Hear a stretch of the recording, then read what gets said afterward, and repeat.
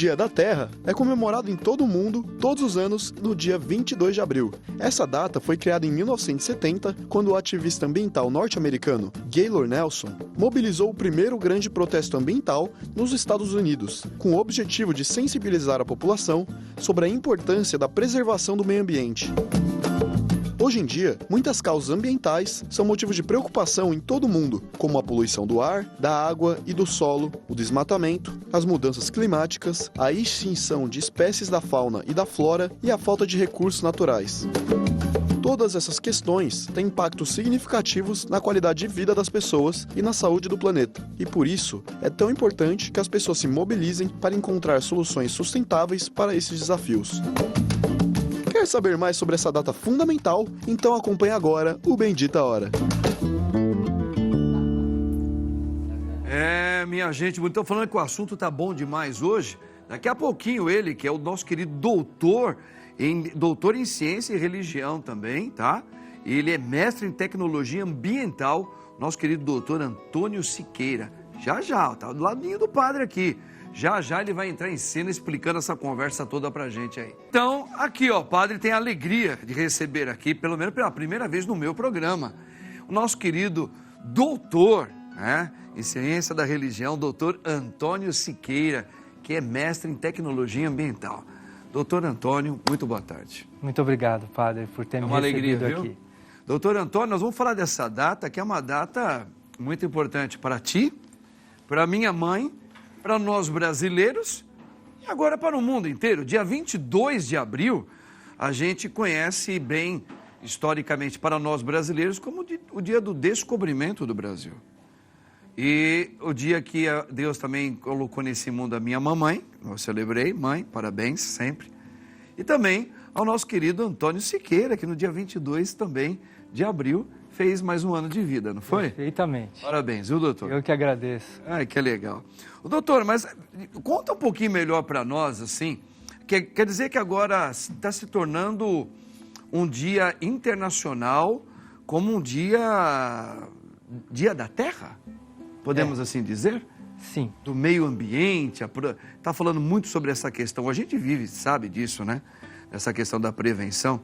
Então, quer dizer que agora, o dia 22 de abril também, ele já tinha uma data, como o senhor falou, já era uma data já antiga, mas agora está mais movimentada esse tipo de festividade, doutor? O que se tem é, 1969 acontece um grande acidente nos Estados Unidos, 1970 faz uma movimentação grande por lá, universitários, enfim, muita gente se reunindo para poder protestar quanto a isso. 20 anos depois, em 1990, é que foi colocado essa data como o Dia Internacional da Terra, como uma forma de alertar para o mundo inteiro de que esse planeta é o lugar onde nós vivemos, da onde nós tiramos os recursos necessários para a nossa vida, e por conta disso temos que tomar os cuidados necessários para que a gente tenha a Terra por muito mais tempo, o tempo necessário para todas as vidas futuras e as presentes consigam ter esse sustento necessário, essa condição ambiental necessária, essa vida necessária na Terra. Tá. A gente sabe desde pequenos que o impacto ambiental de várias parte climática é afetada, o desmatamento, né, o lixo que ele não é bem aproveitado, é jogado em qualquer lugar. Tudo isso, as grandes indústrias com a poluição, tudo isso tem um impacto sobre o planeta Terra, né? Nós temos uma galáxia cheia de planetas e etc., mas nós estamos falando do planeta onde a gente vive, que tem uma quantidade absurda ainda de água, né? Mas temos a Terra onde a gente vive, e aí, como o senhor muito bem colocou. Esses impactos, doutor, o senhor acha que, apesar desse progresso todo que a gente está vivendo, falando desse aniversário, né, Dia Internacional da Mãe Terra, como eles estão chamando, isso está tendo um resultado positivo, doutor, na sua opinião? O senhor acha que realmente toda essa mobilização nas universidades, nas escolas, que fala na cultura, na música, isso está tendo um resultado que a gente fala, olha, e não é que está tendo uma melhora? O senhor é mestre, o senhor O senhor pode falar com toda a autoridade, doutor, para todos nós isso aí. Num primeiro momento, eu vou dizer, tenho esperança. Gostei da resposta. Mas o que nós assistimos é algo absolutamente contrário a isso. Ainda é muito triste o que a gente está vivendo. Completamente ao contrário, porque nós estamos com 7 bilhões e tantos milhões de pessoas no mundo inteiro. O nível de consumo ele aumenta a cada dia. O nível de consumo de industrializados é cada vez maior, o que produz uma quantidade de energia necessária para poder fazer tudo isso cada vez maior, e junto com isso uma quantidade de embalagem que é monstruosamente gigante, o que faz com que os aterros, estou falando aterro porque eu estou querendo ser na verdade eufemista, porque uma boa parte nem aterro tem. Então o que nós temos é uma invasão de resíduos em paralelo com uma quantidade de energia que produz o efeito climático, o efeito de aquecimento da Terra e tantos males para o ser humano. Então eu não sou, apesar de ter esperança, porque eu como filho de Deus, enfim, como um cristão... A gente vive da esperança, né? Perfeitamente. A gente vive da esperança. Então, diante disso, eu tenho esperança porque o ser humano, ele é motivo disso. Mas o que acontece hoje e o que aconteceu daqui para diante me deixa muito preocupado. E o pior, nós temos uma dificuldade de entender o que o meio ambiente tem a ver com o ser humano. Nem é só o meio ambiente, nem é só o ser humano. Na verdade, é um conjunto de coisas interligadas, que é o que tanto o Papa Francisco sempre fala. Sempre fala. A gente vê muitas vezes, a gente tem um VTzinho, né, que vai estar falando um pouquinho aí também sobre o derretimento das calotas polares. Nós já vamos soltar esse VT, mas a gente está vendo isso no mundo inteiro, né, doutor? Assim, por exemplo, aqui no Brasil mesmo a gente está vendo, vê agora janeiro, fevereiro, o impacto que as chuvas e os ventos estão fazendo no nosso país, que ele era quase um impacto inexistente até umas 2, 3 décadas atrás. A gente não tinha esse impacto que está tendo. Só que não é só aqui. Se a gente vai ver nos Estados Unidos, geadas, neves, vulcões, terremotos, realmente isso está cada vez mais intenso no mundo.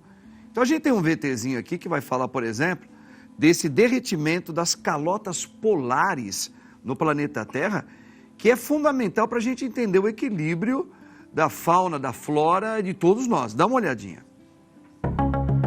As calotas polares são gigantes camadas de gelo que cobrem as regiões polares da Terra. Infelizmente, decorrente das mudanças climáticas, tem sido cada vez mais comum o derretimento dessas calotas, fenômeno que tem preocupado os cientistas de todo o mundo.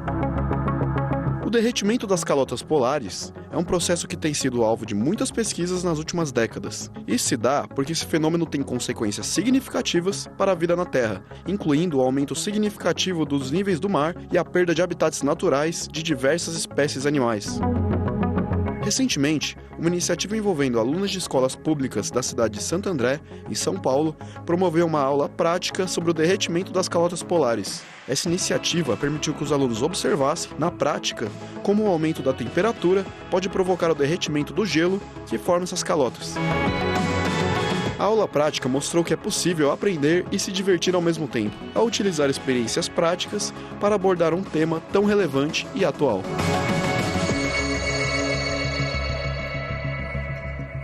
Olha aí, doutor, esse é o impacto que gerou no mundo inteiro hoje. A gente está vendo isso em todos os países, como nós falamos, né? Realmente, esse derretimento, ele tem um impacto forte, porque tem a ver a parte climática, terra, sol, e esse equilíbrio, ele começa a se diluir. Porque o fato de ter uma geleira como tínhamos há 40, 50 anos atrás, ela é muito importante, a obtenção dela. E esse derretimento acaba tirando o equilíbrio de todas as outras questões que envolvem a Terra, né, doutor? Toda. E é onde começa a gerar os impactos que a gente e a nossa geração está sofrendo. Sim. É um ciclo vicioso. Vicioso. As geleiras, elas produzem uma espécie de equilíbrio, daquilo que é a temperatura e tantas coisas mais. Junto com essa questão, nós temos uma quantidade de água no mar. Sim. Em termos de volume propriamente de água, né? Quando derrete essa geleira e essa geleira, o que a gente faz? A gente constrói uma temperatura diferente, porque eu tenho menos gelo. Menos gelo em cima. Tenho mais água. Água. E isso vai provocando, é provocado, portanto, por uma quantidade de energia gigante, que vai derretendo, que vai trazendo. E, então, isso é uma coisa que ela não se reconstrói, a não ser que se faça um aumento do cuidado, diminuindo a temperatura para que esse gelo ele comece a se, entre aspas, reconstruir. Isso é a longo tempo, não é? Muito boa explicação que o doutor está colocando para nós aqui. Já já nós vamos fazer outras perguntas para ele em relação a essas novas técnicas que estão entrando no nosso mundo, carros elétricos e outras coisas mais. Eu vou perguntar para ele o que ele acha, se isso está sendo um benefício. Doutor Antônio, nós temos uma pergunta que vem diretamente para o senhor aí, uma pergunta no VT. Vamos acompanhar, dá uma olhadinha. Existe o risco do nosso planeta se extinguir? Doutor Antônio, isso aí muita gente tem medo, né? Tem medo, mas precisa agora também cada um fazer a sua parte, viu? Faça a sua parte, mas eu quero que o doutor fale, porque ele é especialista nisso. Existe o risco do nosso planeta se extinguir? Eu acho que tem risco do ser humano extinguir o planeta de jeito nenhum. Era isso que eu queria escutar. Era isso. Olha, claro, porque o planeta ele vai se refazer. O homem pode destruir tudo, mas o planeta Terra, ele é uma vida, né? O planeta Terra é vida. Ele tem calor, ele tem vida no centro e em toda a parte dele. Então ele vai se refazer. Agora o ser humano, na hora que ele morre, acabou aqui, né, doutor? Acabou. O que dá para pensar, e eu acho que isso é fácil da gente poder imaginar, é que a Terra, o planeta Terra, ele é infinitamente superior à vida do ser humano. O ser humano aqui, viu, gente? Nós estamos falando dentro do tempo e do espaço, tá? Nós não estamos falando agora de... Aqui, é claro que eu estou dando uma passadinha na fé. Na fé nós vivemos para o infinito, nós somos eternos. Mas enquanto estamos aqui nesse mundo, nesse tempo, nós somos finitos. Nós passamos, o planeta continua. Exato. Então, o que se pretende, o que se percebe é que nós precisamos cuidar disso, não por causa do planeta Terra. Porque o planeta Terra, como falamos aqui, sim, ele vai continuar existindo. Diferente porque fizemos isso, aquilo. Fica ferido no primeiro momento, né? Exato, mas ele vai se reconstituindo. Sim. E aí é sempre importante pensar, e o Papa Francisco colocou muito bem na Laudato Si, que nós temos um grande problema que é a velocidade de utilização, de consumo dos bens com relação àquilo que a Terra pode entregar para a gente. Então, quando a gente faz isso, né, que a gente vai extraindo mais do que a Terra pode construir, se assim a gente pode chamar... Nós não estamos respeitando o tempo da produção da Terra. Isso. A gente teria que pensar que quando conseguimos dar o tempo necessário, ela vai se reconstituindo em todos os aspectos. Seja água, ar, calor, o próprio ser humano e tudo mais. Respeitar a vida. Vida não é a vida do ser humano, é a vida de tudo aquilo que existe. Sim. Porque está tudo absolutamente interligado uma coisa com a outra. Mas ao mesmo tempo dessa ambição enlouquecida que o ser humano tem, pelo chamado progresso, etc., existem também algumas causas que hoje, na atual evolução científica, alguns benefícios podem ser sinais de um futuro bom para o planeta Terra. Por exemplo, a gente hoje ouve falar muito de energia. Existem vários tipos de energias hoje que elas estão ligadas diretamente à própria natureza, né, doutor? Perfeitamente. Hoje, muitas casas, por exemplo, hoje tem pessoas que estão até vendendo hoje uma tecnologia que você coloca, como é que chama? Aquelas placas em cima do telhado, isso, que ela acaba absorvendo o calor do sol e ele acaba retendo energia para você consumir durante 24 horas ou até mais, dependendo. Sim. E isso é um recurso que a ciência, que ela é devoradora do planeta Terra, e é mesmo, tem que ser dito. Mas ela também, a ciência pode também promover, se ela quiser, agora um recurso para que a Terra ela tenha um descanso e a gente tenha meios mais naturais, doutor, que nem carros. Hoje a gente tem carro aí, é carro elétrico, carro não sei o quê, apesar que o elétrico também requer de algumas coisas, mas eu acho que essa ciência, utilizando esses recursos mais naturais, isso pode ser um grande início de um progresso melhor para a Terra, né? Eu diria que não necessariamente. Não necessariamente. É bom que se perceba o seguinte, qual é a melhor energia para consumo? É aquela que a gente não consome. Tá. Porque não adianta, qualquer energia existente, ela vai precisar de algum recurso natural. Que vamos ofender a Terra para adquiri-la. Entendi. Então, essa história Perfeito. de que vamos colocar, vamos extinguir os veículos de combustão por conta do petróleo, essas coisas todas, e vamos modificar todos os carros para... Modificar não, na verdade é construir novos carros elétricos. Primeiro que eu vou sucatear tudo isso que são esses veículos com base no petróleo. Isso já tem um dano ambiental terrível. Que eu poderia, a bem da verdade, continuar um pouco. Por favor, eu não estou aqui dizendo, tá? Mas o carro elétrico, eu teria que construir muitos mais novos carros, aumentando o consumo propriamente dito, de tudo aquilo que significa metal, plástico. Plástico vem da onde? A borracha, etc. e tal. E junto com isso, criando o sistema de acumulação de energia, que são as baterias. Sim. Essas baterias vêm da onde? Vêm do espaço. Por isso que eu falei, até que ponto essas partes elétricas aí, carro de energia, até que ponto é bom também, né? Isso. Então, pode favorecer um lado, mas ele vai criar um pane no outro. Exato. Então não é que, não, sou contra isso ou contra aquilo. Não. Teríamos que investir sim em transporte coletivo. O transporte individual, ele é a falência do sistema de uma forma geral.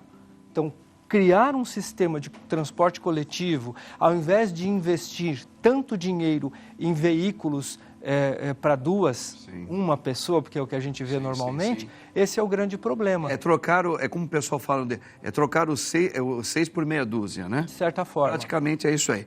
Doutor Antônio, nós temos um VT aqui, é super legal, gente. Dá uma olhada aí. Um VT que vai falar sobre as espécies que foram extintas da fauna e da flora por causa do impacto sobre o planeta Terra. Dá uma olhada. A extinção de espécies da fauna e flora é um tema preocupante e atual que merece atenção por parte de todos. A biodiversidade é fundamental para a sobrevivência e equilíbrio dos ecossistemas, e a perda de espécies pode ter consequências graves para o meio ambiente e para a própria espécie humana. A extinção é um processo natural que ocorre ao longo do tempo, mas a atividade humana tem acelerado esse processo de maneira alarmante. A destruição dos habitats naturais, a poluição, a caça e a pesca excessiva, as espécies invasoras e as mudanças climáticas são alguns dos fatores que têm contribuído para a diminuição da diversidade biológica.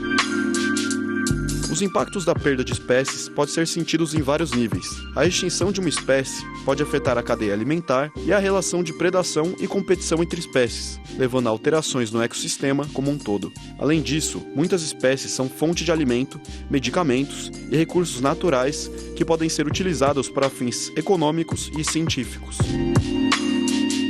A perda da biodiversidade também tem impactos diretos na qualidade da vida humana. Espécies de plantas e animais são responsáveis por serviços ecossistêmicos, como a polinização, a regulação do clima, a purificação do ar e da água, entre outros. A perda desses serviços pode afetar a saúde humana, a segurança alimentar e o desenvolvimento econômico. Para evitar a extinção de espécies, é necessário adotar medidas de conservação e preservação ambiental. A criação de áreas protegidas, o manejo sustentável dos recursos naturais, a implementação de políticas públicas e a conscientização da sociedade são algumas das ações que podem contribuir para a conservação da biodiversidade. Doutor Antônio, tem gente ainda que ainda fica preocupado com o dinossauro, com todo respeito, hein? Olha, o dinossauro, gente, que pode ter até existido, mas deixa ele quietinho, a gente não está falando dessas espécies que acabaram. Doutor, olha só o impacto, né? A gente pode falar do dia a dia nosso. A gente olha aqui nas áreas urbanas onde a gente vive, a gente está tendo um impacto hoje de tipos de insetos, mosquitos e pragas que nós nunca tivemos, que é justamente o impacto da destruição de muito da fauna e da flora que a gente tem. E esses bichos, esses vermes, essas coisas que acabam acontecendo urbana, elas começam a surgir coisas onde tinha animais que comiam esses tipos de pragas, agora esses animais já estão em extinção, então os bichos se proliferam, a gente não estava acostumado com esse tipo de impacto e a sociedade vem sofrendo. Quer dizer, o impacto está muito no dia a dia nosso, ele não está só no dinossauro, nessa coisa toda aí, que eu acho muito bonito o dinossauro, mas é o impacto hoje, né, doutor? Não é verdade? Esses bichos, vírus, pragas, vírus nem tanto, mas eu vou falar para esses bichos que atacam a cidade hoje, eles estão vindo no meio de nós, coisas que o passarinho antes levava embora, acabou, agora não tem mais nem passarinho. Pois é. Que coisa, né? Para se ter uma ideia, nós temos aproximadamente de 7 a 10 ratos por pessoa no mundo. Olha aí. Viu? Ele só existe e nessa quantidade porque nós não temos um predador para ele. Quer dizer, nós até temos, mas temos em quantidade inferior. Inferior ao que eles cresceram. Nós apresentamos para ele energia, que é alimento, água eles precisam. E esconderijo. Então, como é que ele não pode se proliferar? Pois é. Junto com isso, e veja o que esse VT apresentou, né? A ideia de que as espécies, elas se extinguem naturalmente, só que numa velocidade menor do que aquela que nós estamos impondo por conta dos nossos hábitos.